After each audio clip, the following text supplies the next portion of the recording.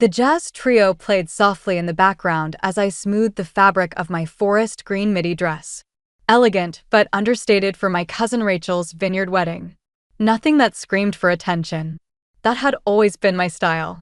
Stay out of the spotlight. Let others claim it and focus on the work. My father, Daniel Whitaker, stood by the rustic bar, impeccably dressed in his tailored linen suit, surrounded by his usual circle of business partners. At 61, he still commanded a room like he owned it, because usually he did. He was the president of Whitaker Timber Holdings, one of Oregon's largest private forestry companies. His legacy was one of hardlined capitalism, generational wealth, and exacting expectation. I lingered near the edge of the reception tent, watching him recount, no doubt for the fifth time this week, the firm's new expansion deal. My mother, Lenora, hovered at his side, her diamond earrings catching the evening light as she surveyed the crowd with polite detachment. My older brother Grant approached, swirling his whiskey like a man born for the boardroom. At 37, Grant was the crown jewel of the family, Stanford MBA, managing partner at a private equity firm in San Francisco, and recently married to a senator's daughter. Nora, he said, using the name he knew I'd long abandoned. Didn't expect to see you. Thought you'd be buried in that lab of yours. I offered a cool smile and sipped my sparkling water. Rachel's wedding isn't something I'd miss. His wife, Elise, joined us with a theatrical flick of her silk scarf. Grant says you're doing something with computers, she asked. Sounds niche. Is it even monetizable? Before I could respond, my sister Brooke arrived, radiant in designer heels. At 34, she was the family's pride, a high-powered litigator with twins and a surgeon husband. We're talking about Nora's coding thing? Brooke asked, amusement flickering across her face.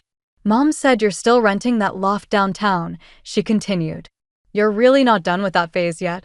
I'd heard it all before, ever since I walked away from the law school admission Dad arranged for me, since I chose my PhD in quantum information theory over a predictable corporate future. What they didn't know was that my coding thing had just secured a $68 million grant from DARPA and had quietly redefined the limits of quantum encryption. What they didn't know was that just 3 months ago, I had been featured on the cover of Forbes as one of the top 25 innovators under 35 transforming quantum security. What they didn't know was that my company, NovaCore Systems, had just received a $3.1 billion acquisition offer from Apple. But I'd learned the hard way that showing my cards too early only led to questions, lectures, and pressure to abandon my path for theirs. I'm doing well, I said, keeping it short. Living off grant funding in a rented loft isn't really thriving, Nora, Grant scoffed, raising his brow. It's Nora, I said again, calmly. He never used it correctly. Before I could respond further, we heard my father's booming voice cutting through the vineyard air. He approached, a firm hand on the shoulder of a sharply dressed man. I instantly recognized Martin Lair, CEO of Redwood Holdings, one of the most influential clean tech moguls in the Pacific Northwest and my dad's most prized business contact. Martin, Dad said smoothly, this is my youngest, Nora. She dabbles in some kind of tech project. He gave a short, forced laugh. My disappointing daughter, he added. The word stung, as always. I smiled politely, offering a handshake. Pleased to meet you, Mr. Lair. Martin took my hand, his expression shifting to curiosity. He studied my face closely, then pulled out his phone, scrolling quickly through what looked like a digital magazine. Wait, he said, his voice rising with recognition. Aren't you? He turned his phone to my father. My photo was on the screen. Professional portrait, crisp navy blazer, quantum schematics behind me. The headline read, Dr. Nora Whitaker, 33-year-old CEO of NovaCore, cracking the code of quantum security.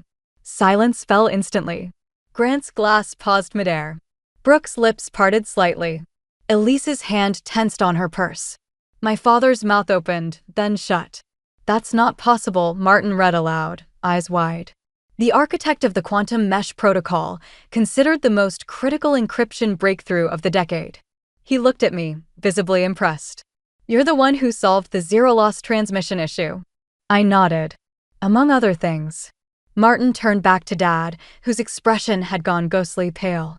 Daniel, Martin said sharply, do you have any idea what your daughter has accomplished? Her work is going to revolutionize everything from drug discovery to financial modeling to AI. Every major tech firm on the planet is scrambling to license her technology. Grant found his voice first. Nora, you never mentioned any of this about being successful. I asked gently, you never asked. You just assumed. Brooke stepped forward, her attorney instincts flaring. That Forbes article. When did it come out? 3 weeks ago, Martin answered, glancing at me before continuing. The same week Apple confirmed a $3.1 billion acquisition bid for Novacore Systems. He scrolled. Here it is. Elise gave a soft gasp. My father's face had shifted from pale to ashen. But you live in that tiny loft, my mother said, suddenly appearing at his elbow. She must have heard the growing crowd. You drive that old Honda? I live modestly by choice, I replied, calm and steady. The apartment is actually a penthouse downtown overlooking the Willamette, and the Honda runs fine. I don't measure my worth in square footage or engine size. Martin was still reading. Listen to this, he said. Dr. Whitaker's revolutionary encryption work was conducted in near total secrecy, a deliberate move to let the science speak louder than self-promotion. Despite offers from every major tech corporation, she retained full ownership and control over the application of her discoveries. He looked up at my father with something between disbelief and reverence. Daniel, your daughter is one of the most significant scientific minds of our time. This tech could tackle climate modeling, reinvent medical diagnostics, reshape global infrastructure. He paused, then added, and you introduced her as your disappointment. The silence pressed in from every direction. Guests nearby had begun to tune in. Across the vineyard lawn, I saw Rachel in her wedding dress, watching with wide eyes. Dad opened his mouth, closed it, opened it again. We didn't know because you never asked, I said softly. 8 years ago, you decided that because I didn't take the path you carved, I was a failure. You never once considered that I might be building something bigger. Grant's hand trembled slightly as he lowered his glass. The consulting gig, he murmured. You turned it down for this.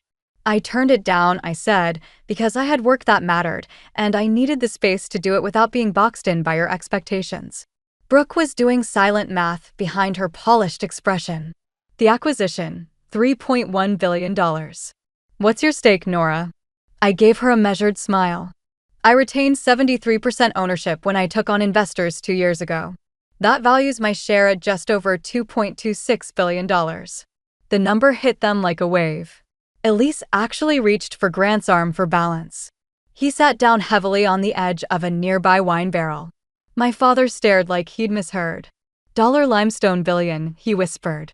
On paper, yes, I replied. But the money was never the point. The goal was solving real problems, advancing secure communications, pushing the limits of what's possible in tech, creating tools that help people. Martin Lair studied my father with a narrowed gaze, then asked, Daniel, how does it feel to know your disappointing daughter is now one of the youngest billionaires in North America? The question cut with intention. I watched my father, not just grappling with the revelation of my success, but with the consequences. Martin wasn't just a guest. He was a key investor in Dad's professional circle.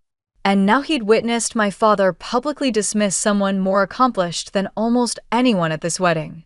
I'm proud, Dad said at last. But the word rang hollow. Are you? I asked quietly. Because just this afternoon, you told Aunt Marlene you wished I'd at least found a husband by now, since I clearly wasn't going to support myself. His face drained of color. Brooke looked mortified. Grant stared at me like he didn't recognize the person in front of him. Nora, he muttered, dazed. My mother stepped in, voice smoothing into her practiced tone for social emergencies. We've always been proud of you, sweetheart. We just didn't understand. You didn't understand, I said calmly, because you never tried. Every time I talked about my research, you either changed the topic or told me I was wasting my potential. Martin was still watching, intrigued. Dr. Whitaker, if I may, what's next for you? I nodded. I'll be leading Microsoft's new quantum research initiative and launching a foundation to fund underrepresented scientists. Remarkable, Martin said. Then he turned back to my father. Daniel, you do realize your daughter is going to change the world. Just then, the wedding coordinator called for the cake cutting. If stories like this make you pause, reflect, or feel seen, don't miss what comes next. Tap subscribe and follow along as the truth unfolds in ways no one at that vineyard ever expected. As the guests began drifting toward the main reception tent for the cake cutting, Martin Lair lingered beside me. "Dr. Whitaker," he said, "I'd love to explore potential collaborations between Nova Core and Redwood Holdings. We're actively integrating quantum-ready systems into our next-gen infrastructure projects." "I'd be happy to discuss that," I replied, "though after the acquisition closes, you'll want to coordinate with Microsoft's Quantum Research Division." "Of course," he said, slipping a card into my hand. "Here's my direct line." Then he turned to my father. "Daniel, I'll expect a detailed briefing on this at our next board meeting. I want to understand exactly how Redwood can align itself with these advances." With a polite nod, he walked off, leaving behind a stunned silence in our small family circle. The reception buzzed around us, but we remained still, like time had slowed in our corner of the vineyard. Grant finally spoke. "Nora, why didn't you tell us? Would you have believed me?"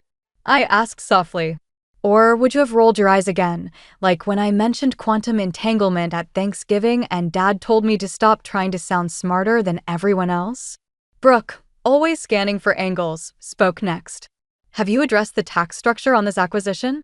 It's a big number." I smiled. "I have legal teams from 3 firms covering everything: patents, M&A strategy, international compliance. It's handled." "But family should help," Mom said weakly. "Family should support," I corrected. "There's a difference. You tried to help by fixing me when I didn't fit your mold. What I needed was trust." Dad finally stepped forward, his voice softer than I remembered. "Nora, we were wrong. I was wrong. Can we start over?" I looked at him for a long moment. For once, I saw humility, not disappointment. "Come on," I said. "We're going to miss the cake cutting." "I never wanted to shut you out," I continued. "I just needed space to build something real, even if it didn't look like success to you. You let us believe you were struggling. I let you show me what mattered to you most," I replied. "If you were only proud after the money came, what does that say?" The words sank in. My mother looked pale. Grant was still reeling. "So what now?" Brooke asked. "Now," I said, glancing at Rachel across the lawn, "we celebrate her day. Tomorrow, I meet with Microsoft to finalize the future. And if you want to see what happens after the vineyard, subscribe and follow the story as it unfolds beyond the boardroom." "Next week, I'm giving a keynote at Stanford on advancements in quantum error correction," I said. "And next month, I'm testifying before a congressional committee about the national security implications of quantum computing." I paused, making eye contact with each of them. "You're welcome to be part of that life," I said, "but only if you can accept that my definition of success might not look like yours." From across the vineyard tent, I heard Martin Lair's voice carrying as he addressed a group of industry leaders. Words floated through the air: revolutionary protocols. Brilliant scientist. Her father must be proud. Dad heard it, too. His shoulders straightened slightly. When he looked at me, for the first time in years, the disappointment was gone, replaced by something quieter, maybe even respect. "I want to understand," he said. "Your work, your research, what you've built." "Then ask me questions," I replied. "Real ones, not disguised criticisms." Grant cleared his throat. "So, quantum error correction. Is there a version of that explanation that works for a finance guy?" And just like that, for the first time in 8 years, my brother was asking not to undermine, but to learn. It was a start. As we walked toward the main tent, Mom slipped her arm gently through mine. "Nora," she said, "are you happy?" "Really happy." I considered the question seriously. "Yes, Mom," I said. "I'm doing exactly what I was meant to do." "Then I'm proud of you," she said softly, and for once, it sounded like the truth. The rest of the night passed in a blur of long overdue congratulations, sudden interest from relatives who had overlooked me for years, and business cards from Dad's colleagues now eager to schedule meetings. But the moment I'll remember most came during a slower song when Dad pulled me aside beneath the hanging vineyard lights. "I owe you an apology," he said. "Not just for tonight. For the years I didn't see you. Didn't listen. I know, I said gently. He hesitated. How do I make it right? I thought of all the dinners where I'd been asked when I'd get a real job, all the blank stares when I tried to explain my work, all the quiet nights wondering if I'd made a mistake in choosing purpose over approval. Start by believing in me, I said, especially when you don't understand what I'm doing. He nodded slowly. Deal. As the guests began to say their goodbyes, Martin Lair approached one last time. Dr. Whitaker, he said, I meant what I said earlier. This might be the most memorable wedding I've ever attended. He glanced toward Dad. Your father is a lucky man, whether he realizes it or not. Thank you, Mr. Lair, I replied. One more thing, he added, lowering his voice. Redwood is always looking to stay ahead of the curve. I'd like to schedule a formal conversation about a partnership. I smiled. My assistant will reach out next week. As he walked away, Dad came to stand beside me. That was Martin Lair, he said, awestruck, talking about partnering with my daughter's company. Yes, I said quietly. I think I've seriously underestimated you. Just beginning to realize that, I teased. He laughed, a sound I hadn't heard aimed at me in years. Fair point. The car ride home was quiet, but for the first time, it wasn't heavy. It was full of something unfamiliar between us, possibility. As we drove, my phone buzzed. From Grant, lunch this week. I actually want to hear more. Really. Then one from Brooke, looked up your Forbes article. Had no idea quantum computing might impact legal data indexing. Want to talk soon. And finally, Mom, I'm sorry it took so long to see you. Truly see you. Love, Mom. I looked out the window as the city lights shimmered across the Willamette River. Tomorrow, I'd return to my penthouse and continue the work that had defined my life.